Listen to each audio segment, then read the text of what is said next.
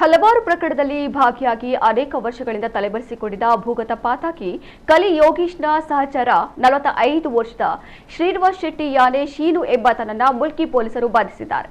ಮುಲ್ಕಿ ತಾಲೂಕಿನ ಚಿತ್ರಾಪು ಗ್ರಾಮದ ನಿವಾಸಿಯಾಗಿದ್ದ ಆರೋಪಿ ಶ್ರೀನಿವಾಸ್ ಶೆಟ್ಟಿ ಯಾನೆ ಶೀನು ಕಳೆದ 8 ವರ್ಷಗಳಿಂದ ದಸ್ತಗಿರಿಗೆ ಸಿಗದೆ ನ್ಯಾಯಾಲಯಕ್ಕೆ ಹಾಜರಾಗದೆ ತಲೆಮರೆಸಿಕೊಂಡಿದ್ದ. ಆತನ ವಿರುದ್ಧ ಮೈಸೂರಿನ ಪ್ರಧಾನ ಜಿಲ್ಲಾ ಮತ್ತು ಸತ್ರ ನ್ಯಾಯಾಲಯ ವಾರೆಂಟ್ ಹೊರಡಿಸಿತ್ತು.